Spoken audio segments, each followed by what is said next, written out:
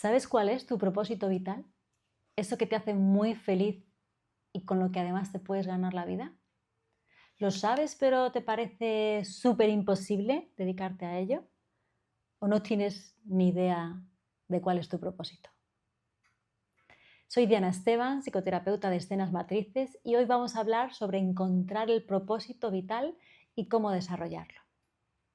Desgraciadamente, justo esta semana he leído las estadísticas del European Workforce Study de 2025 y por eso me he decidido a hablar de este tema, y leía que solo un 8% de los encuestados dice sentirse realizado en su trabajo. Esto es bastante duro y supone además a nivel personal una pérdida grande del sentido vital de cada uno. Yo, como algunos ya sabéis, me centro bastante en este tema del propósito. Es importante para mí, porque siento que al tener un tiempo limitado en esta vida, tenemos que intentar llegar al propósito, dentro de lo posible, acercarnos a hacer lo que amamos. Y porque también a nivel personal veo cada día más que las personas más felices que conozco tienen un trabajo que les gusta mucho. A veces no es tan imposible como nos pensamos el llegar ahí. Muchas veces los frenos que nos ponemos son más mentales que otra cosa.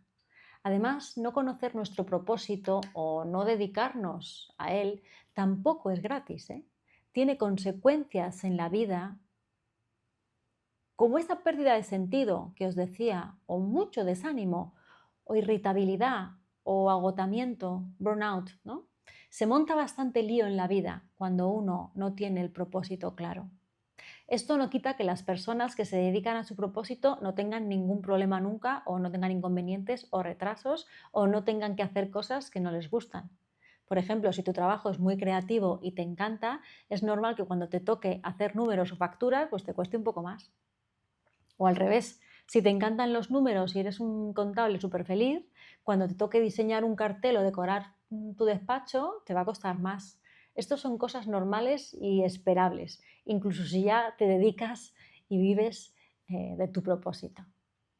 Pero si eres de las que creen que ya es muy tarde, que se me pasó el tren de hacer lo que me gustaba, que ya no lo estudié, bueno, déjame contarte uno de los casos que he tenido sobre este tema, y esta persona te va a contar su historia a través de mí. Ella trabajaba en una empresa y no le quedaba ya mucho para jubilarse. Y la verdad es que cuando ella miraba su vida laboral, aunque tenía bastantes logros, lo que le llegaba era una sensación general de pena y de vacío, y no le encontraba a un porqué a eso. Enseguida empezamos a investigar sobre su propósito vital, esencial, y dirás, bueno, pero ahora ya al final de su vida laboral, ¿por qué buscar el propósito? Porque aquello que nos hace felices hacer no se va a ninguna parte, no muere ni desaparece aunque pasen los años. Sigue dentro nuestro, esperando a ser escuchado. Y a veces, cuando ya ha pasado buena parte de la vida y podemos dedicarnos a estas otras cosas, cuando todo está más tranquilo, es ahí cuando el propósito grita lo que siempre susurró y nunca escuchamos. Y por fin decidimos hacerle caso, o eso espero pensar. Y eso lo cambia todo, sea la edad que sea. Entonces, esta persona de la que hablaba, y que le iba bien en el trabajo, pero se sentía apagada, todo el esfuerzo que hizo es verdad que le dio ciertas satisfacciones y estabilidad en su vida, pero después de tanto tiempo le había dejado muy cansada, más cansada que otra cosa. Consiguió ciertas metas laborales, pero sus metas vitales fueron descuidadas todo ese tiempo. Llegó el momento en el que se iba a jubilar, ya bajó la intensidad laboral y empezamos a mirar su propósito, le empezamos a dar voz a aquello que estaba callado dentro de ella. Empezamos a mirar su infancia, buscando qué hacía feliz a esa niña, y encontramos que hay muchísimos recuerdos de la niña dibujando. Cuando estaba triste dibujaba, cuando estaba feliz dibujaba, cuando quería hacer un regalo a alguien dibujaba, y así una niñez entera en dibujos. ¿Y qué pasó?, le pregunté yo. ¿Por qué no? ¿Por qué no seguiste? Me decía, bueno, es que eso era cosa de niños, ya sabes, luego ya empecé la universidad, ya no tenía tiempo para eso, ya tenía que hacer cosas serias, como estudiar, hacerme mayor. Y claro, así es como se desoye el propósito, ese al que la niña quería dedicarse. Así, eso que ella amaba hacer en su casa era denominado como algo menor, sin importancia, cosas de niños. Lo serio era la universidad, el trabajo, ascender. Llegado a cierto momento, en la casa de esa niña dejó de estar permitido dedicarse a su propósito. Ya había que hacerse mayor.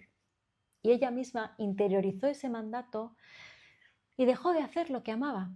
¿Qué iba a hacer? Era una niña, obviamente obedeció lo que le decían en casa y dejó de dibujar. Nunca volvió a hacerlo. Pero su propósito no desapareció, claro, no murió. Se quedó enterrado esperando a ser escuchado de nuevo. Me contaba que a veces cuando estaba en las reuniones y se distraía se ponía a hacer garabatos en su cuaderno y eso le producía a la vez alegría y tristeza.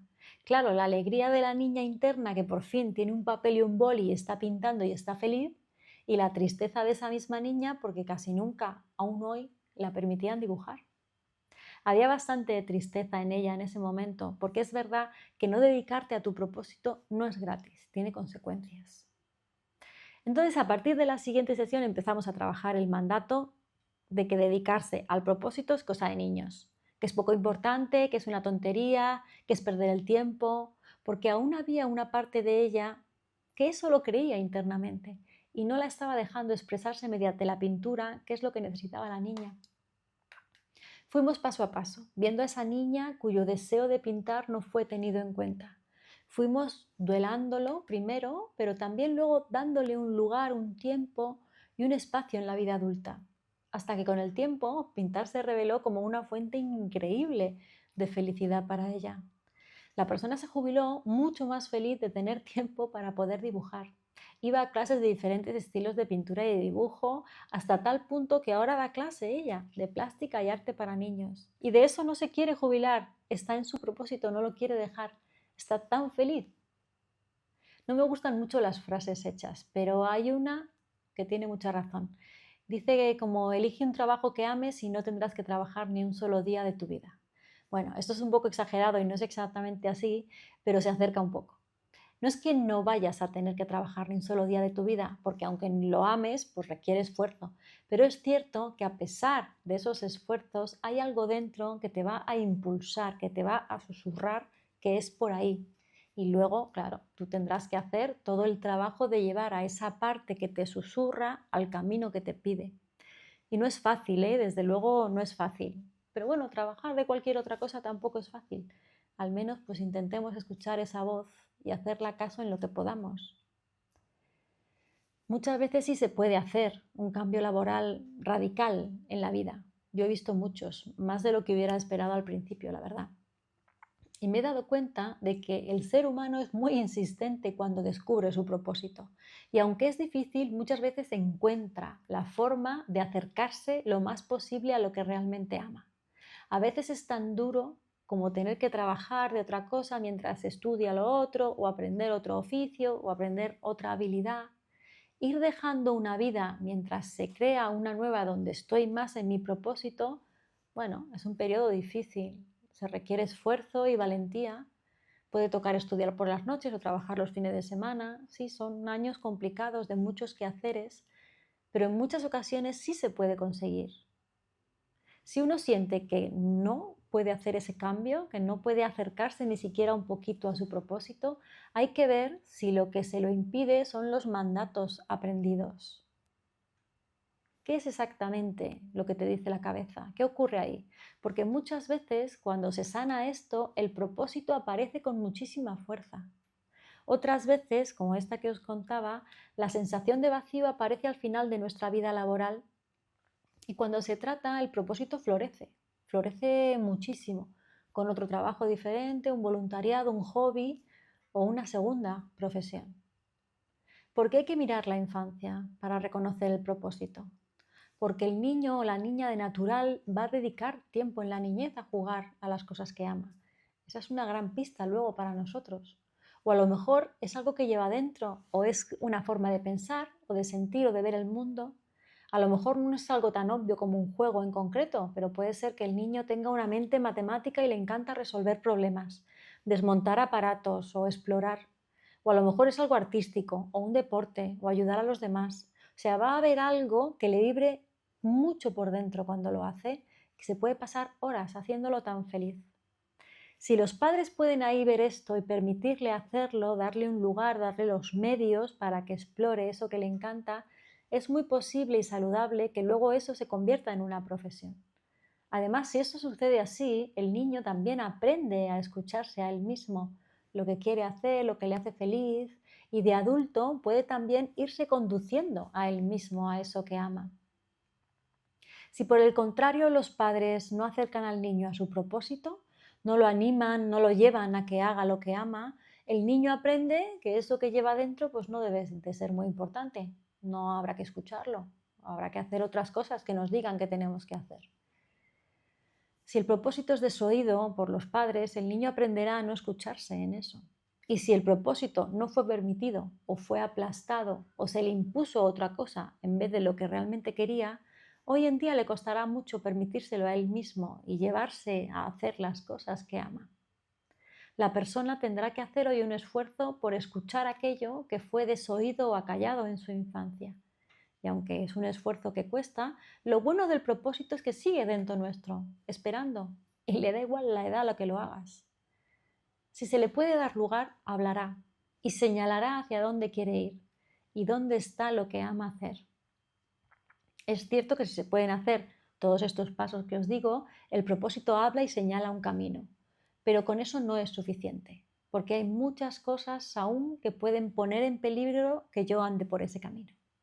Algunas de esas cosas son, por ejemplo, los mandatos aprendidos inconscientemente en mi infancia sobre lo que se debe o no se debe hacer en la vida, qué es bueno, qué es malo, qué está bien, qué está mal. Es algo que ahora yo tengo que cuestionar si va conmigo realmente o no, si me lo quedo o lo desecho, si me ayuda a llegar a mi propósito o no, y tomar las decisiones. También van a existir mandatos sobre mí misma que van a tener mucho que ver con si yo al final me puedo acercar a mi propósito o no. Incluso aunque ya haya podido escuchar lo que es, saber qué deseo hacer, las voces de mi infancia pueden decirme, sí, estaría guay, pero lo cierto es que a ti eso que te gusta no se te da bien. Tú eres torpe para los deportes o para las matemáticas o para la danza. No vales.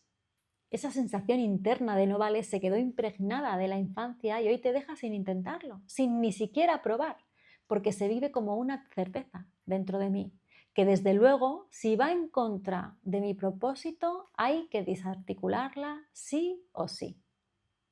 También en las infancias donde no valía solo con hacer algo que te gustara, sino que había que hacerlo de determinada manera, que te decían, había que hacerlo perfecto, había que hacerlo muy bien, o si no, que había que demostrar la valía con ello, no equivocarse nunca, ser muy bueno en algo.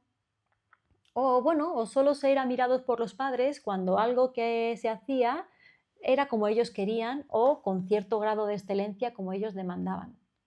Los padres se estaban olvidando de que ese niño es un niño, simplemente quiere disfrutar de lo que le gusta hacer. No necesariamente quiere hacerlo perfecto o como los padres quieren. Es muy probable que luego este niño de adulto tenga hiperexigencia consigo mismo y no le valga hacer algo que le gusta y ya está, sino que quiere hacerlo perfecto y ser el mejor, claro. Así es muy difícil que el propósito prospere, porque ya no solo tengo que encontrarlo, tengo que hacerle un lugar en mi vida, dar pasos hacia él, sino que encima tengo que también hacerlo genial y perfecto. Bueno, el miedo a no hacerlo perfecto es un problema y suele ser un motivo muy habitual, aunque inconsciente, por el que una persona ni siquiera intenta acercarse a su deseo. Estas son las otras voces que también hay que identificar en la vida si se quiere llegar al propósito. Por eso digo que no es suficiente desvelar el propósito que ha estado siempre dentro de mí. Después viene la época de luchar con muchos impedimentos que pueden volver a frenármelo de nuevo. Y la mayoría están en mí, o por lo menos los primeros impedimentos para ni siquiera pronunciar en voz alta lo que de verdad deseamos, suelen estar primero en mi cabeza. Porque una vez que está decidido y alentado hoy por nosotros, aunque sea muy despacito a lo largo de los años, aunque cueste esfuerzo, aunque no llegue a todo lo que querría, sí me voy a acercar más que antes a que la niña que fui haga lo que de verdad ama. ¿Y tú? ¿Dónde te ves en todo este proceso largo que supone encontrar el propósito? ¿Qué harías si te garantizaran que seguro te iba a ir bien en aquello que iniciaras. ¿Qué te dices para no intentarlo? ¿Qué te diría tu cabeza si fallas? Todas estas preguntas y muchas más sirven para orientarnos hacia nuestro propósito. Y eso es necesario y es bello. Y también es difícil, lo sé. Pero quiero pensar que en algún momento de nuestra vida habrá que hacerlo, ¿no? ¿Por qué no empezar al menos a preguntarme estas cosas hoy? Bueno, cuéntame por dónde vas en este camino del propósito y mándame si hay algún tema del que quieres que hable aquí. Nos vemos en el siguiente vídeo de Diana Esteban Terapia.